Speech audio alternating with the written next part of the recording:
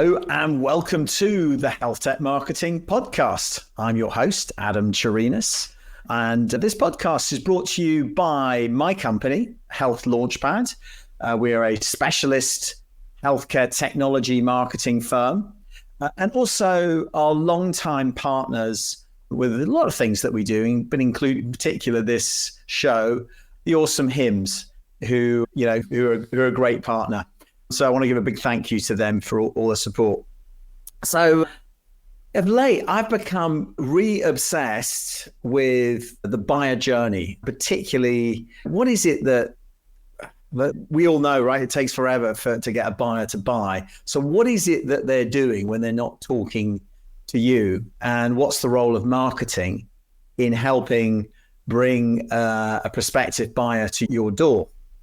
And there's been some really good research that's come out recently. I've been a little overly obsessed, I think, with some fantastic research by Sixth Sense, which I blogged about and post a lot on LinkedIn. But I also want to share today some other research, which will be presented by, and I'll bring him to the stage in a second, a great friend of mine, Paul Mattioli, who works for Endeavor Media.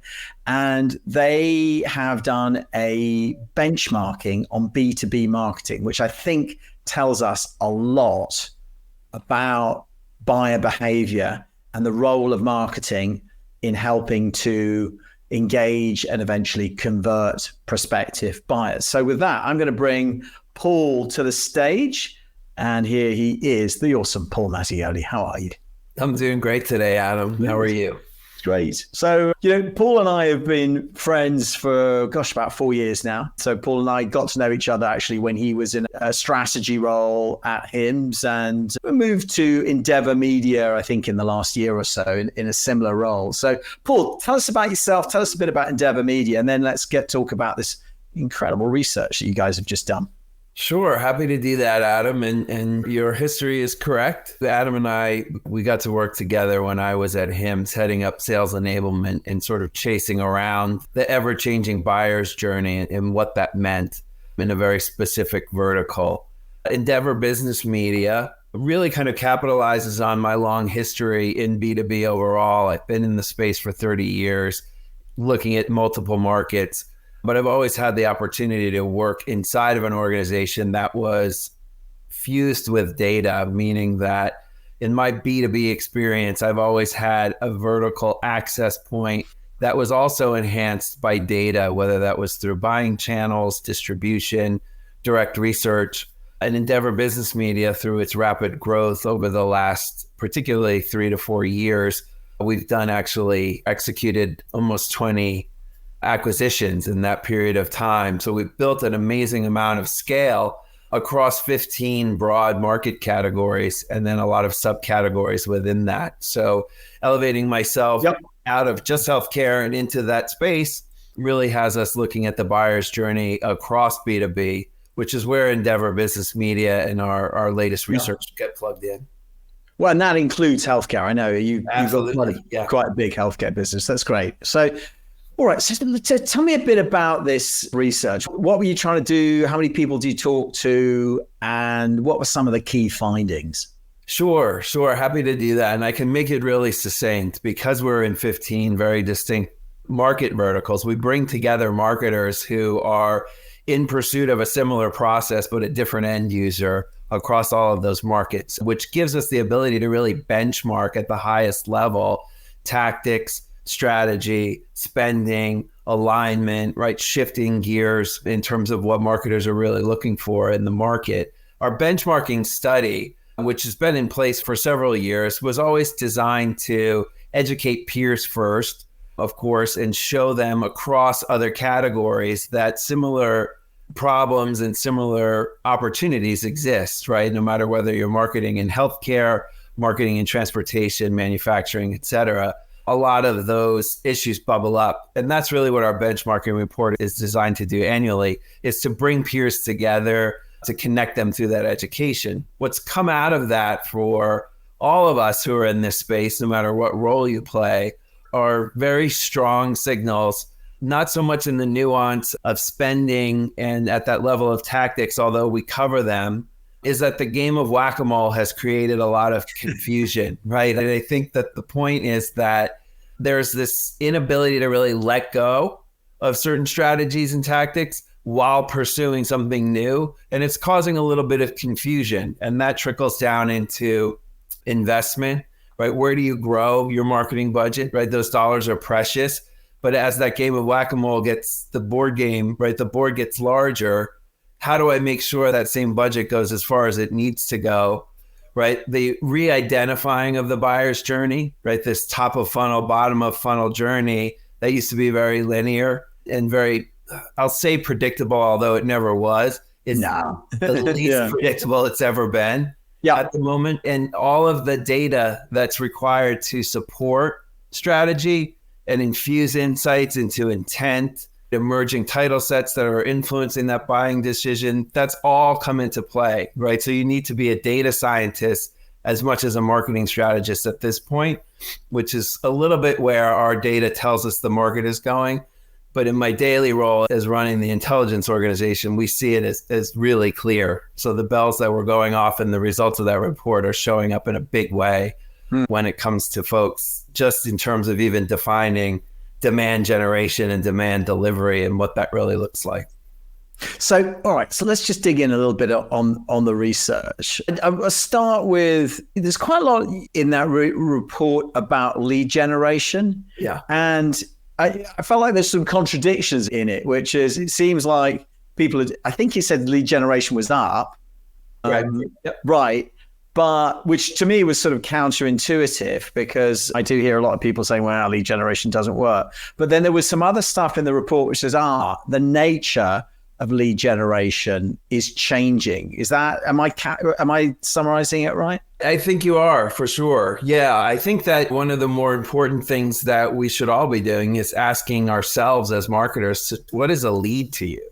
Yeah. Right. And in the very tactical sense, in those conversations that we all have, there's very stringent definitions around that. Well, it's somebody who's downloaded 3 assets and watched 2 videos, right? Then they count as a lead that's scored as such.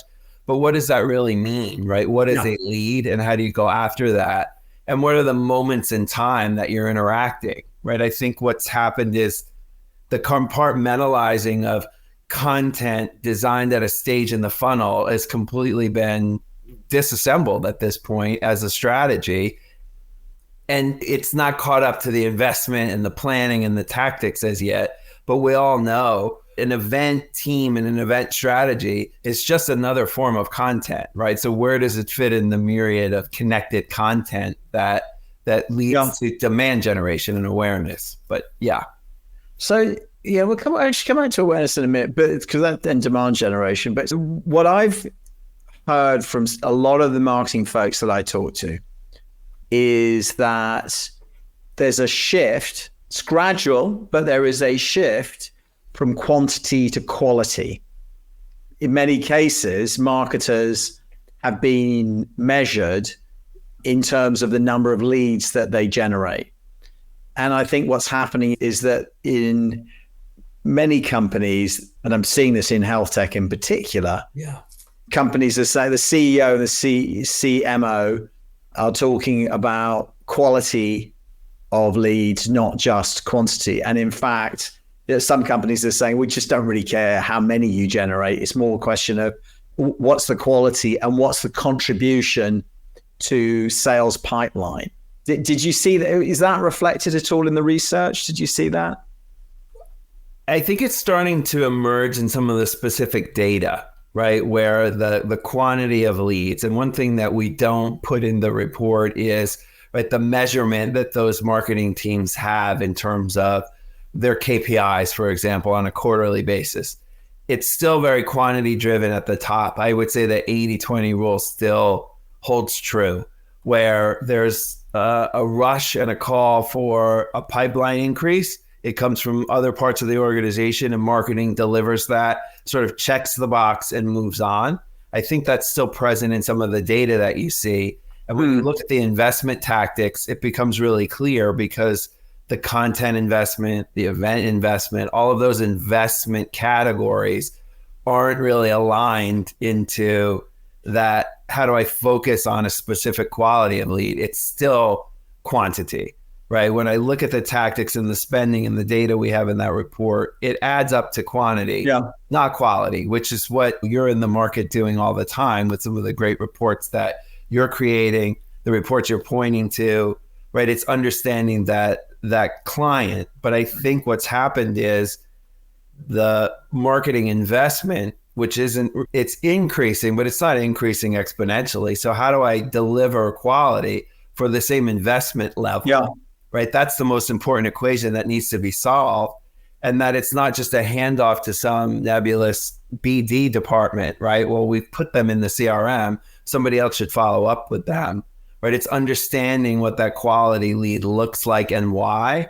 And a lot of that is tied up in the data we talked about at the beginning here, which is the intent data, right? That's got to become part of the scoring at some point, right? There's got to be a demonstrated need. You can't take someone who doesn't know you, make them know you, and turn them into a customer, which has become really clear in a lot of the data that you bring to market, like that 6 Sense report that you mentioned as well. It makes that really clear.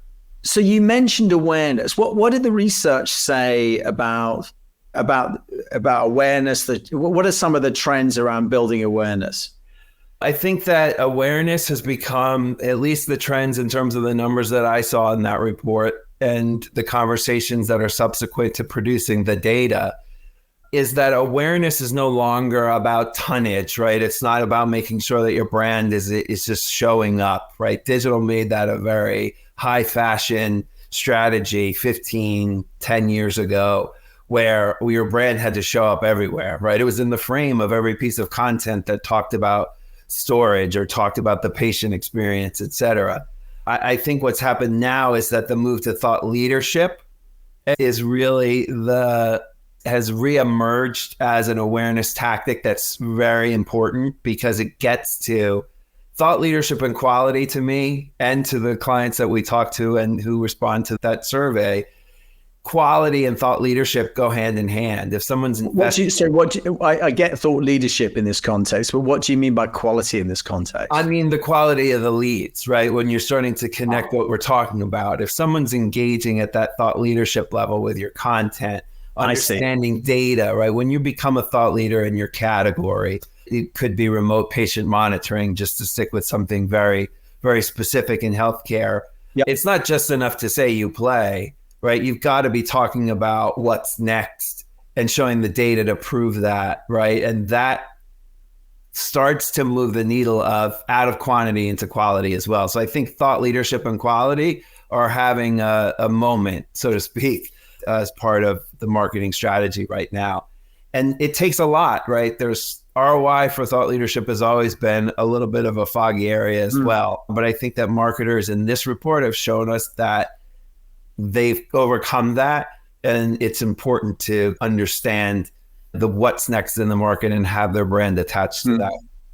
I feel like one of the biggest challenges for marketers, particularly when it comes to planning and budgeting, is that the way, as I understand it, and I've heard this from many marketers, I've heard them say this, is that essentially the way that they have to do their planning is you start with allocating your budget to things that are kind of part of keeping the lights on, like the CRM, your marketing automation system. Right. The next thing is things that require a long-term commitment, like events. And those take up a lot of money, as you know, right? Yeah. And then the next thing is leads. And it's sort of like, okay, if I'm going to get measured, my success is measured on leads, I'm going to put a certain amount of my budget into sort of hitting predictable lead volumes through content syndication or whatever it happens to be.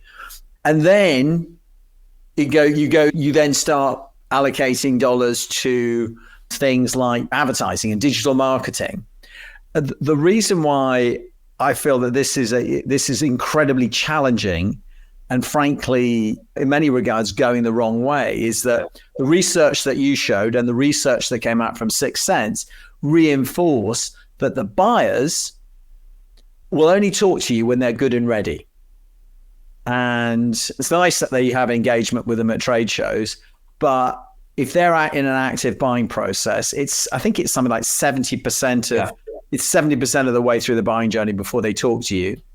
And in 84% of cases, the first vendor that they talk to is the vendor that they go with because they've done their research. And so as you talk about content and you talk about awareness building, that becomes even more important. And I think that what I've really empathized with the marketing leaders is that they know this, but yet there's a lot of pressure to allocate money, to allocate their budget to events which they're conflicted about, frankly. And then lead generation stuff, which in many cases just doesn't work that well. Not all of it, a lot of it does, but some of it is just not that good. So it's a real conundrum. And I do think that your research helps shine a light on that too. Yeah, you said a lot there. So the one pin I want to put in it is exactly what you talked about, right? If it's that 70 to 80% of those buyers are basically coming to make sure what they already know about you is correct, right? Yeah. It doesn't take a lot to also move that, right? Sales does an amazing job, right? The demos and the technology and the things we see to get that person over the line. But when you've got somebody who's 8/10 of the way there, right, it's really important to figure out how they got there, right? To do a little bit of that assessment when you're bringing that lead, quote unquote, in-house. But to your point, the compartmentalizing of that budget, the way you just broke it out, is really the problem, right?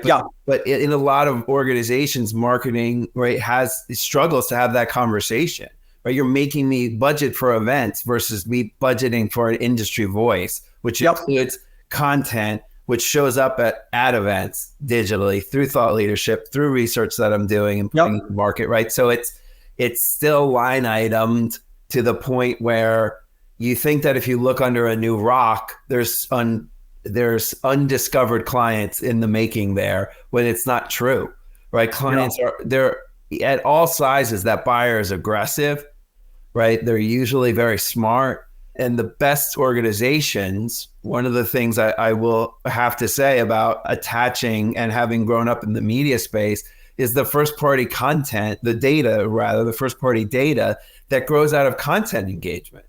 We know, right? We know what that behavior is. It's not just demand generation based on the fact that they fit a setting and they fit a title. It's based on content consumption, right? And it becomes this very intricately woven equation versus what you're talking about. And the conflict with events is a great example.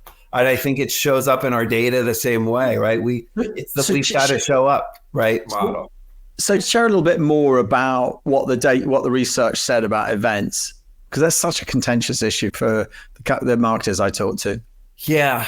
So I think when I was sending you the data, my thoughts on the data before we decided to have this conversation today, Adam, I talked about, right, is the event like the start of a whole new conversation in the market, or is it a continuum, right? It's a tentpole moment in the conversation. It's not a breakdown because someone's going to walk up to your booth and get scanned and walk away with their t-shirt or their handful of candy, which is important, right? The face-to-face interaction is what we all need to energize ourselves about the industries we're in. But does it really lead to, right, those qualified, they're expensive, they're time consuming. And I love events when they're done. The experience of the event is to educate, to bring people together. But when it comes to what we're talking about, it's not a standalone. And I think people view it as it's an expertise and a different kind of buyer, but it's not, right? A lot of times it's that 7 or 8 out of 10 that are walking the floor that are going to knock on your door to say, I already know all about your brand. I read your report. Can I have a demo? But the industry's not structured that way. And it still takes up a lion's share of budget, especially after being, we all know, after being cooped up, we still want to be together and we still want to energize one another in this marketplace. So I think the data shows that events aren't going anywhere, but it's more about what you bring to that event. How do you really shake it up, create an experience? How do you release? For example, I work with a lot of clients in the intelligence space who want some ribbon cutting research to have there, to educate, to get beyond the booth. So the physical presence and the brand presence are starting to, right? The brand presence is starting to eclipse the physical presence, which we all know in this industry, right? The big booth won, right? But it's not that way any longer. It's really about the best conversations are winning, and those conversations start before, continue during, and will absolutely continue post. So you mentioned research. I know this is something that's near and dear to your heart. So what did the research the benchmarking research reveal about the role of research? And is that part of thought leadership? Where does that fit in? It's still a little bit orphaned, right? And that's what I'm in the market to do, right? Starting today, right here on your amazing podcast. It's a little bit orphaned because it looks when you talk about market research and you talk about brand benchmarking and sentiment, and I think it's a little lost right now where the research lives in another part of the building, right? And I'm using a very basic example, but we hear that a lot. So one of the things that I'm in the market doing all of the time with my teammates, and as a lover of what research does to connect the conversation, is show how data in the center of any dialogue just elevates that dialogue, right? Yeah. Giving someone to respond, giving something in content that people can respond to through data is extremely important. And one of the other things that I think is happening, it didn't necessarily show up in that. I think that research becomes when you do a marketing survey and you're benchmarking marketers, they look at that question and they check the box that we need market research, but we're going to get it from somewhere else, right? On the team, right. Which shouldn't be the case, right? That's that connectivity of the continuum there in terms of going to market as a thought leader. But we're suffering under this just heavy weight of dashboards, right? Everything is attribution dashboards and pipeline dashboards, right? Yeah. Data and business intelligence become something that you should log on every morning, noon, and night and look at. And we're losing a little bit of the voice of the customer in there. Yep. To your point, if 8 out of 10 of my customers decided already, and they just are sanity checking, right, their decision by going through this process, we've lost the voice of the customer, the path to purchase, right? You can document that through surveys and data and quantitative information. The qualitative information is also having a moment in 2024. And I see it in the work that we do through our qualitative experiences for clients. It's the voice of the customer puts context, upends some of the quantitative data that's out there.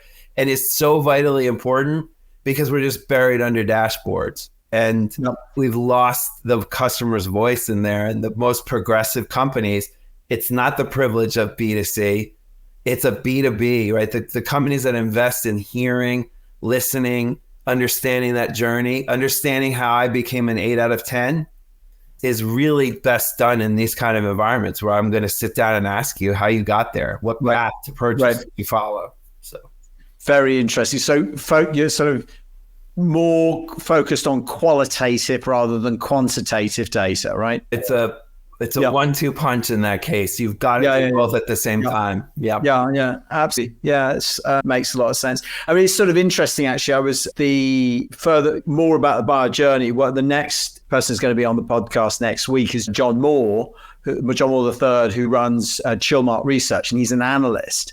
And the reason why I'm having him on the show is in terms of influencing the buyer journey, vendors' content. So the content that you put out there to help buyers on the journey is one of the most important things that you can do. The next thing, actually, in terms of influencing buyers in their decisions, just the next one below that are analysts and analyst reports. And actually, much more, frankly, buyers say that they value that more than events or even talking to their peers, which surprised me. That this is this Sixth Sense research. Yeah. And so, I think that analysts do bring a lot of the type of research that you're talking about, which is it's qualitative as well as quantitative. Sure, analysts like Class will go and benchmark how you perform against other vendors, but it's the actual testimonials and the quotes that you get from customers that I think are probably just as important, if not more important, in making a buying decision. So this is great. But by the way, on research, I think one of the things I think you brought up was AI, and it has a role in research. I think that your research indicated that the biggest impact that AI was having when you conducted it, which I guess was sort of late last year, that's right, was on research. Am I reading that right? You are, yeah. And I think as we all continue to dream and struggle with what AI can do for us in this space as marketers and supporting that journey, is where do those filters come into play? So that AI and that interpretive layer that becomes part of research fills in a little bit of that gap, right? Yeah. Because it serves as the connective tissue between the quantitative and the qualitative, the voice and the dashboard. Yeah. It's also so easy to use these days as well. It is. It's easy. You can also misuse it, but yes, it's become very useful in terms of, right, part of the business intelligence, the solutions that AI brings that we see behind the data that's in the report, which is very high level, is understanding what's inside of content, right? It used to be that I produced a white paper and this was the subject, but now it's what's the problems inside of that, right? That content, an asset that really we can get at, right? Where the subject doesn't necessarily, yes, that's the driving, right, force into market, but what underneath, we'll just stick with remote patient monitoring to use that example again. What were the problems that it was looking at, right? And that's where AI becomes, right? It makes your content really sing and start to qualify and add to the quality of that lead, to your point about quantity versus quality. I've found it quite helpful in some of the work that we do with clients. So for example, we did some work with one client where we're helping them understand how to enter the payer market. And we did a series of interviews with health insurance executives. And what we did was we took the transcripts and we ran them through one of the AI tools, it happened to be Claude AI, and gave it a sort of like series of prompts to extract the information and then use that extraction to summarize further.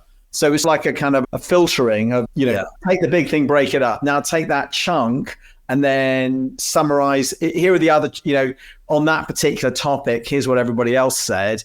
Summarize, get what's the aggregate response. And what I found was that, first of all, it made the process of summarizing 10 interviews much, much easier. But more importantly, it was more thorough. Because I find that it's a human. It's like there's only so much you can listen to, and you miss stuff, and you listen with a bias, and you can't help it. I found that actually it was like, when I read it, it was like, I don't remember that. And I thought, that's exactly what they said. And I wasn't really listening for it, but it came out when he did it. So it's really interesting the way that you can use AI to help actually sort of really synthesize research in a more interesting way.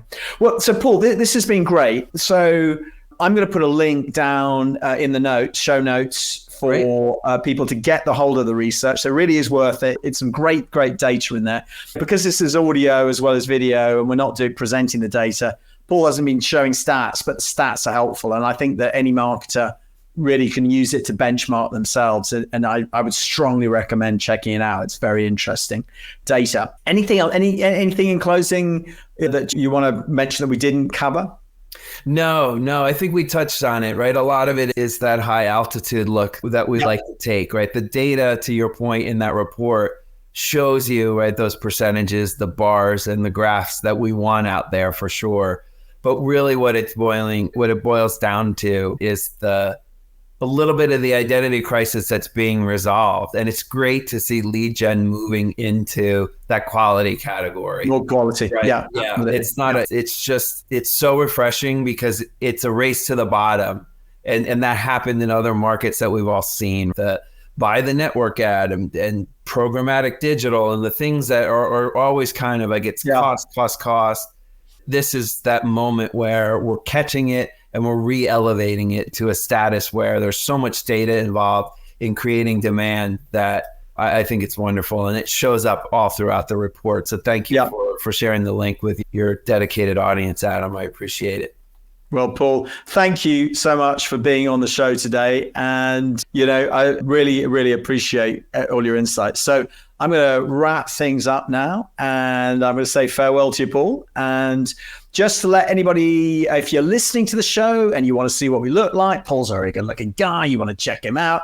You can watch the video on YouTube. There's a link in the show notes. And if you're watching this and you want to listen to it, you can get there. You can subscribe on Spotify, on Apple, and whatever your favorite podcast application is. Lots more guests coming up. Got doing one of these a week. Next show is going to be John Moore from Chillmark Research. And then 2 weeks from now, we've got even more buyer research, this time some research from him. So be sure to keep following what we're doing. So thank you very much for listening, watching, and I'll bid you adieu.